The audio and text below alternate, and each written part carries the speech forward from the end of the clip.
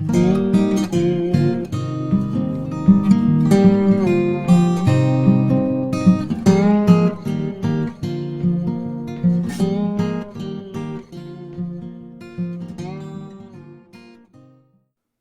is Jesus? 과연 예수는 누구인가? 라고 하는 질문은 인류에게 굉장히 중요한 질문입니다. 이 질문은 인류가 풀어야 될 큰 과제 같은 주제죠. 왜냐하면 예수 그리스도가 인류 역사에 끼친 영향이 너무나 크고 무려 2000년이 지났지만 그분의 가르침과 삶은 여전히 인류에게 지대한 힘을 발휘하고 있기 때문입니다. 과연 예수가 종교 사기꾼인가? 아니면 자기의 주장대로 하나님의 아들인가? 영적 세계를 부인하고 물질 세계를 인정하는 무신론자가 아니라면 이 질문은 누구에게나 명확하게 알고 싶은 답변이 아닐 수 없습니다. 진실은 무엇일까요? 예수는 누구일까요? 오늘 본문은 누가복음 22장 63절부터 71절입니다. 그 중에서 66절부터 71절까지 읽겠습니다. 날이 새매 백성의 장로들 곧 대제사장들과 서기관들이 모여서 예수를 그 공회로 끌어들여 이르되 내가 그리스도이거든 우리에게 말하라. 대답하시되 내가 말할지라도 너희가 믿지 아니할 것이요 내가 물어도 너희가 대답하지 아니할 것이니라. 그러나 이제부터는 인자가 하나님의 권능의 우편에 앉아 있으리라 하시니 다 이르되 그러면 내가 하나님의 아들이냐? 대답하시되 너희들이 내가 그라고 말하고 있느니라. 그들이 이르되 어찌 더 증거를 요구하리요? 우리가 친히 그 입에서 들었노라 하더라. 아멘. 오늘 말씀의 제목은 예수의 자기 증거는 무엇일까? 입니다. 우리가 예수님을 아는 방법은 여러 가지가 있겠지만 가장 안전하고 신뢰할 만한 방법은 성경의 기록을 통해 아는 것입니다. 왜냐하면 성경은 가장 오래된 어떤 법전보다도 신뢰할 만해서 세계 많은 나라들 중에는 헌법 제정의 교과서 역할로 성경을 인용했고 인간의 양심과 삶의 가치와 목적을 가장 숭고한 책이 성경책입니다. 또 역사적인 기록의 측면에서 볼 때도 어떤 역사 기록물보다도 신뢰할 만하고 개인의 삶의 기준에도 성경만큼 영향력을 끼친 책이 없기 때문입니다. 예수는 누구인가? 라는 궁금증은 예수께서 생존할 당시에도 굉장히 중요한 이슈였고 당시 유대인들이 생명을 걸고 있는 신앙적 관점에서도 반드시 짚고 넘어가야 될 중요한 과제였습니다.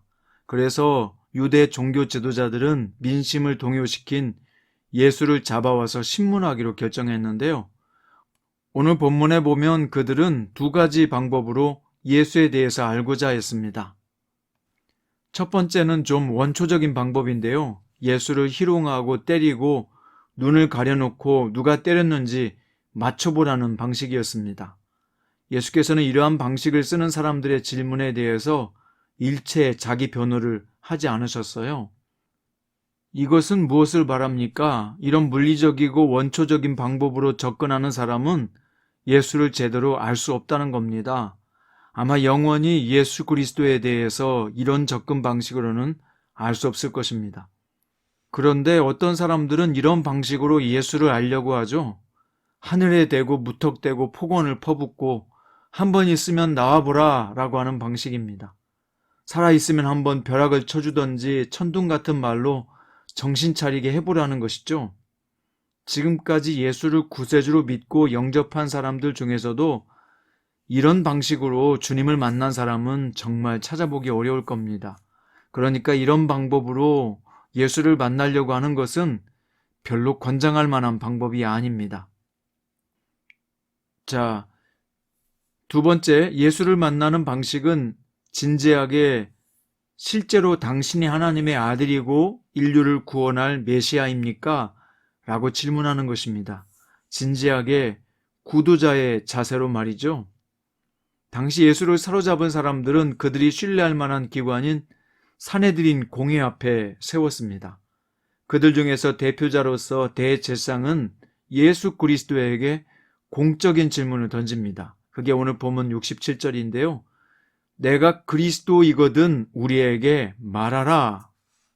여기서 그리스도란 말은 공식적으로 메시아라는 뜻입니다.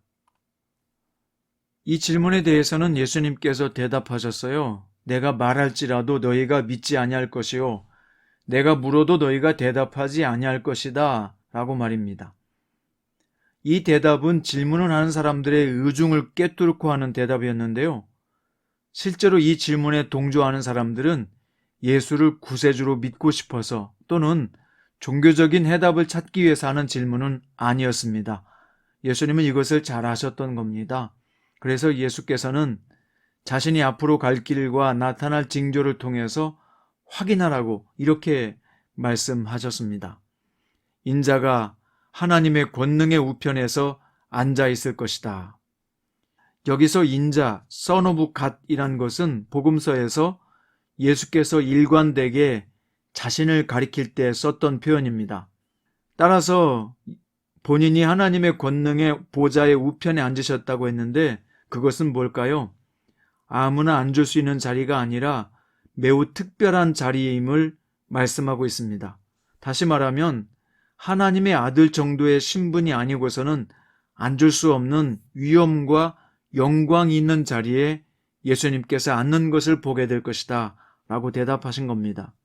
따라서 예수께서는 내가 그리스도이거든 대답하라 라고 하는 질문에 정확하게 그렇다, 너희가 앞으로 일어날 일을 통해서 알게 될 것이다 라고 답변하신 겁니다. 그러자 대제사장은 또 모든 유대인들을 대표해서 아니 모든 인류를 대표해서 이런 질문을 던집니다. 이번 질문은 좀 더 구체적인데요. 그러면 내가 하나님의 아들이냐? 이 말은 네가 우리와는 근본적으로 다른 하나님의 보좌 우편에 앉을 정도로 위대하고 숭고한 그런 분이냐? 하나님이 공식적으로 이 땅에 보낸 구세주가 맞냐? 이런 의미입니다. 그런데 이 질문 안에는 엄중한 경고가 포함되어 있어요. 내 말이 위증이거나 거짓말이 포함된 것이라면 그 대가는 혹독하게 치러야 할 것이다 라는 것입니다. 자, 이 질문에 잘못 대답하면 어떻게 될까요? 예를 들어서 가정해 볼까요? 자신이 메시아가 아닌데 한 젊은이가 영웅이 되고 싶어서 그렇다 라고 대답할 수 있잖아요. 그렇게 된다면 당신은 죄수에게 인권이라는 것이 전혀 없었으니까 백성들을 기만하고 유대 종교를 조롱한 죄인으로 낙인이 찍히게 될 것이고 그에 상응하는 대가가 혹독할 것은 뻔한 겁니다. 만약 종교의 창시자가 되고 싶어서 처절한 고통을 당하고 자신의 목숨을 내놓아야 할 지경에서도 거짓말을 할 정도의 사람이라면 그는 정상적인 사람이라고 할 수 있을까요? 어렵겠죠? 지금까지 많은 종교의 창시자들이 있었지만 그들은 누구보다도 추앙받고 안락한 생활을 누렸지 예수처럼 십자가 차명을 당했던 교주가 있었습니까? 자칭 교주가 된 이유가 뭡니까? 모든 이들에게 추앙받고 최고로 영화를 누리기 위함이지 추락이 아니기 때문입니다. 만약 예수가 메시아가 아닌데도 뻔히 자신이 그렇다라고 말한다면 이건 정신적인 큰 문제가 있거나 과대망상증 환자로 볼 수밖에 없습니다. 그런데 우리가 예수의 행적을 살피고 그의 가르침을 좀 들여다보면요. 그가 과대망상증 환자이거나 정신적인 문제가 있는 사람으로 볼 수 없다는 증거들이 너무 많습니다. 그런 결론에 도달할 수밖에 없게 돼요. 예를 들어서 마태복음 5장에서 가르치신 예수님의 팔복 가르침만 보더라도 역사상 가장 뛰어난 문학적 표현일 뿐만 아니라 가장 심오한 철학적 메시지가 들어있기 때문입니다. 자, 두 번째, 설령 말은 그럴듯하게 지어낼 수 있었다고 치더라도 그분 행한 기적들은 절대 흉내조차 내기 어려운 것들이었습니다.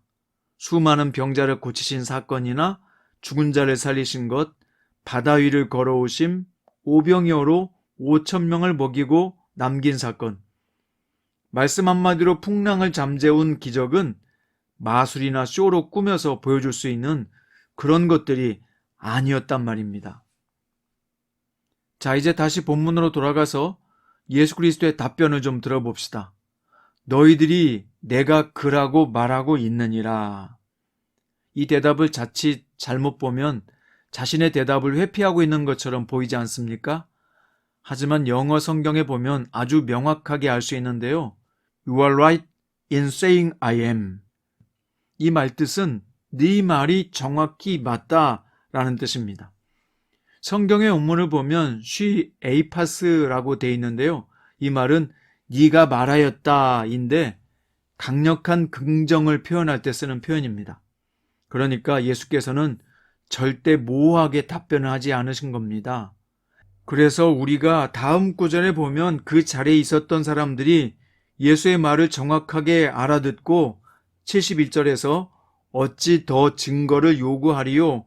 우리가 친히 그 입에서 들었노라 라고 격분했던 것입니다. 그러니까 예수께서는 정확하게 자신이 하나님의 아들이요 세상을 구원할 메시아다 라고 밝히신 겁니다. 절대 모호하게 넘어가거나 얼버무리지 않았다는 것입니다. 자, 이제 문제는 한 가지 남았습니다. 이 예수라는 분을 자신의 구세주로 영접할 것이냐 아니냐 그것만 남은 것입니다. 그저 과대망상증 환자로 볼 것이냐 아니면 그의 말대로 인류의 구세주요 나의 메시아로 영접할 것이냐 이것만 남은 것입니다. 중간은 없어요. 구세주이든지 사기꾼이든지 둘 중 하나만 선택할 수밖에 없습니다. 왜냐하면 너무나 예수 자신이 자신에 대해서 너무나 분명하고 명확하게 증언을 하셨기 때문입니다. 성장 큐티 가족 여러분, 오늘 자신에게 정확히 다시 한번 질문해 보세요. 나에게 예수 그리스도는 누구인가? 나는 진심으로 그를 믿고 있는가? 아니면 아직도 갈등하고 있는 사람일까? 오늘 갈팡질팡하던 믿음을 가진 사람에게 예수님은 You are right in saying I am. 너희가 말하는 그가 바로 나이다 라고 정확하게 말씀하셨습니다. 예수님의 자기 증거는 결코 애매하지 않습니다. 그러면 우리의 신앙 고백도 정확해야 합니다. 차지도 덥지도 않고 이것도 저것도 아닌 신앙이 아니라 정확히 예수를 믿고 주님을 따르는 그리스도인의 빛깔을 드러내야 합니다. 나는 그리스도인이다. 나의 구세주는 예수 그리스도이시다. 이런 정확한 고백으로 이 하루를 멋지게 출발하는 여러분 되시기를 바랍니다. 기도드립니다. 주는 그리스도시요 살아계신 하나님의 아들이십니다. 라는 베드로의 고백을 들으시고 이것을 내게 알게 하시는 분이 혈육이 아니요 하늘에 계신 내 아버지다. 내가 이 반석 위에 내 교회를 세우리니 음부의 권세가 이기지 못하리라고 말씀하신 예수님. 우리도 베드로의 정확한 신앙 고백을 하며 오늘 또 주님을 따릅니다. 오늘 이 하루도 예수의 제자로 살고 이 분명한 확신에서 흔들리지 않도록 견고하게 붙들어 주시옵소서. 우리 구주 되시는 예수 그리스도의 이름으로 기도드립니다.